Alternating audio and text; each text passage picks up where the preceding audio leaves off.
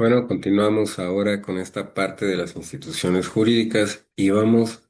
a comenzar hablando sobre los derechos humanos. Y podemos empezar diciendo de la naturaleza de las instituciones nacionales de derechos humanos. Y por esto vamos a hablar sobre la importancia de un mandato amplio y claramente definido basado en los instrumentos internacionales. Y por esto los principios de París. Por institución nacional de derechos humanos se entiende un órgano establecido por un gobierno en virtud de la Constitución o por ley, cuyas funciones se definen concretamente en función de la promoción y protección de los derechos humanos. Los principios relativos a la situación de las instituciones nacionales, conocidos como principios de París, sientan los criterios mínimos internacionales que determinan la eficacia de una institución nacional de derechos humanos. Según estos principios, las instituciones nacionales de derechos humanos tendrán independencia, competencia para promover y proteger los derechos humanos, un mandato amplio, claramente enunciado en un texto constitucional o legislativo, también una composición plural, tanto en lo que respecta a sus miembros como a sus empleados, también miembros designados mediante una ley oficial en la que se establezca la duración específica de su mandato, también los recursos suficientes para cumplir su mandato y ejercer sus funciones. También accesibilidad a las víctimas posibles y reales de los infractores de los derechos humanos. También así una metodología de cooperación con el gobierno, las organizaciones no gubernamentales,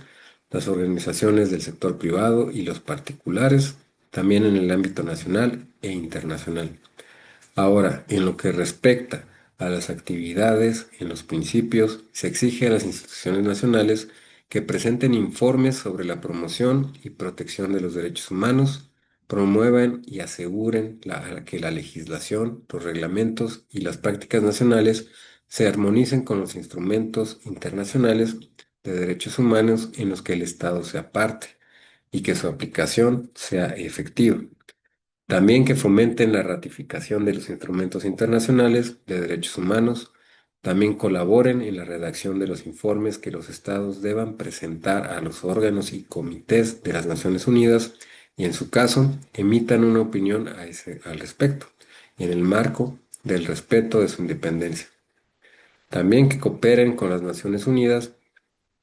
y los demás organismos del sistema de las Naciones Unidas, las instituciones regionales y las instituciones nacionales de otros países. Asimismo, colaboren en la elaboración de programas relativos a la enseñanza e investigación en la esfera de los derechos humanos y participen en su aplicación. También den a conocer los derechos humanos. Ahora, los derechos económicos, sociales, culturales en la práctica. El mandato de la Comisión de Derechos Humanos de Fiji. Podemos decir que la Comisión de Derechos Humanos de Fiji es un órgano de derecho público que tiene por objeto desempeñar las funciones que le confiere la Ley de la Comisión de Derechos Humanos de 1999. Las funciones de la Comisión de Derechos Humanos de Fiji, que se describen en la Constitución y en la Ley de Derechos Humanos de 1999, incluyen dar a conocer a la población la naturaleza y el contenido de la Carta de Derechos, así como las disposiciones de las convenciones internacionales y demás instrumentos internacionales en que tengan su origen, así como las funciones del Comité de Derechos Humanos, el Comité para la Eliminación de la Discriminación Racial y otros órganos de la Asamblea General de las Naciones Unidas, encargados de la promoción del respeto de los derechos humanos. También formular recomendaciones al gobierno acerca de los asuntos que afecten a la observancia de los derechos humanos, incluso formulando la recomendación que una cuestión determinada relativa a los efectos jurídicos de una disposición de la Carta de Derechos se remita al Tribunal Supremo solicitando su opinión. Ahora, la Carta de Derechos de Fiji contiene disposiciones relativas a los derechos económicos, sociales y culturales, entre ellos los derechos laborales, el derecho a no sufrir discriminación por una serie de motivos enumerados en dicha carta, en particular la situación económica y el derecho a la educación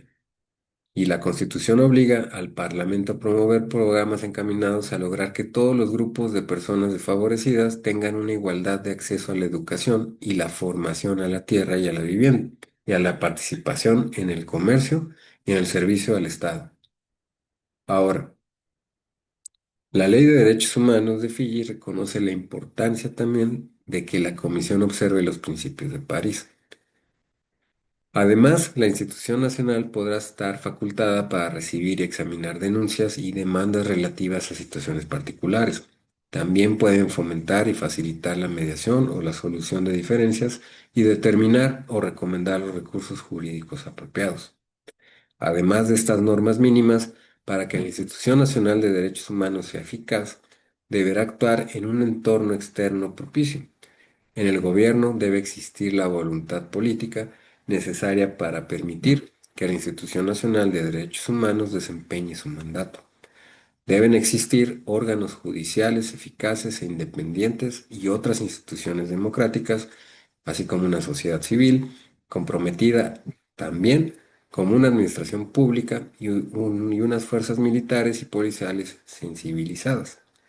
Igual de importante, reviste que la institución nacional cuente con una plantilla de profesionales decididos y competentes, y los miembros de la institución y sus empleados deben defender los valores de los derechos humanos y tener experiencia en esa esfera. Deben ser defensores creíbles de los derechos humanos a los ojos de la sociedad civil y en especial las organizaciones no gubernamentales de derechos humanos, además de poseer las cualificaciones y conocimientos adecuados para desempeñar el trabajo que se les encomienda. Asimismo, son esenciales también una importante capacidad de dirección y la buena gestión de la institución. Por último, una institución nacional de derechos humanos eficaz necesita gozar de una comprensión generalizada y de la aceptación de su singular mandato en relación con otros mecanismos democráticos, en particular el gobierno, el poder legislativo, el poder judicial y las organizaciones de la sociedad civil, todos los cuales forman parte de un sistema nacional de protección y promoción de los derechos humanos. Ahora, los elementos para la aplicación eficaz de un mandato de derechos económicos, sociales y culturales, se ha señalado que las instituciones nacionales de derechos humanos desempeñan un papel que puede ser decisivo y en la promoción y protección de los derechos económicos, sociales y culturales. Las instituciones de este tipo establecidas con arreglo a los principios de París reciben el mandato especial de trabajar en el ámbito de los derechos humanos, y se trata de organizaciones oficiales independientes creadas por ley que poseen atribuciones y funciones específicas, lo que les confiere una condición y por lo tanto una credibilidad que no tienen las organizaciones gubernamentales ni las organizaciones no gubernamentales. Las instituciones nacionales de derechos humanos pueden catalizar medidas y cambios positivos en relación con todos los derechos humanos, en particular los derechos económicos, sociales y culturales. Ahora, en su observación general, el Comité de Derechos Económicos, Sociales y Culturales encarece a los estados partes que velen porque en los mandatos asignados a todas las instituciones nacionales de derechos humanos se preste una atención apropiada de los derechos económicos, sociales y culturales, y pide a los estados partes que en los informes periódicos que preparen y presenten con arreglo al Pacto Internacional de Derechos Humanos, de derechos económicos, sociales y culturales, incluyan detalles tanto sobre los mandatos como sobre las principales actividades de esas instituciones. Ahora, para esto podemos mencionar algunos tipos de actividades que puede realizar una institución nacional de derechos humanos para proteger y promover los derechos económicos, sociales y culturales, como son la realización de programas de promoción, educación e información, el minucioso examen de las leyes y las disposiciones administrativas vigentes, así como de los proyectos de ley y otras propuestas para cerciorarse de que respetan los derechos económicos, sociales y culturales. También la prestación de asesoramiento técnico la determinación de criterios nacionales de referencia que permitan medir el grado de cumplimiento de los derechos económicos, sociales y culturales, también la realización de investigaciones y estudios, así como la vigilancia de la observancia de derechos específicos y también el examen de reclamaciones específicas. Ahora, según los principios de París, una institución nacional de derechos humanos será competente en el ámbito de la promoción y protección de los derechos humanos.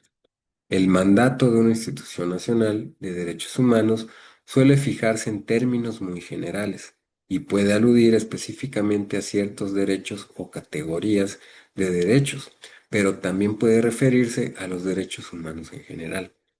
Sea cual sea la forma en que se exprese, el mandato debe ser interpretado por la institución nacional de derechos humanos para desempeñar su tarea. El hecho de tener que interpretar su mandato ofrece a la institución nacional la ocasión de delimitar su jurisdicción y sus responsabilidades, así como su interpretación de su papel y sus funciones. La manera de entender e interpretar su propia jurisdicción conformará todo su trabajo, desde sus investigaciones, recomendaciones y estudios hasta sus actividades de supervisión, desarrollo normativo y asesoramiento. Para ocuparse de los derechos económicos, sociales y culturales, una institución nacional de derechos humanos no solo tendrá que plantearse si su mandato abarca estos derechos y cómo lo hace, sino también si abarca todos los tipos de infractores de los derechos económicos, sociales y culturales. Y según los principios de interpretación generales, los derechos humanos deberían ser objeto de la interpretación más amplia posible, mientras que las restricciones al respeto deberían tenderse de la forma más limitada posible. La Institución Nacional de Derechos Humanos deberá entender su mandato de forma tan amplia y exhaustiva como fuera posible, siempre supeditada a su ley fundacional y al derecho nacional e internacional. En particular, a la medida en que el texto de la ley fundacional lo permita, y debería entenderse que la referencia a los derechos humanos engloba a todos los derechos humanos, tanto sea civiles, culturales, económicos, políticos y sociales. También los derechos económicos, sociales y culturales pueden incluirse en las competencias de una institución nacional de derechos humanos, aplicando el principio de indivisibilidad e interdependencia de todos los derechos. Las normas de derechos humanos constituyen un todo integrado y global en el que los derechos están interrelacionados. Por ejemplo, el derecho a la vida repercute en el derecho a la salud y a la educación, así como el derecho a la libertad de movimiento repercute en el derecho al propio sustento, incluso aunque el mandato de una institución nacional de derechos humanos pueda referirse exclusivamente a los derechos civiles y políticos. Tendrá jurisdicción para ocuparse de muchas cuestiones relacionadas con los derechos económicos, sociales y culturales a través del derecho a la vida, a la igualdad y a la no discriminación. Ahora, en esta cápsula vamos a concluir con esta parte de los derechos humanos, pero en la siguiente cápsula vamos a empezar a hablar sobre el igual de instituciones jurídicas, pero civiles, y esto vamos a empezar con el parentesco en la siguiente cápsula.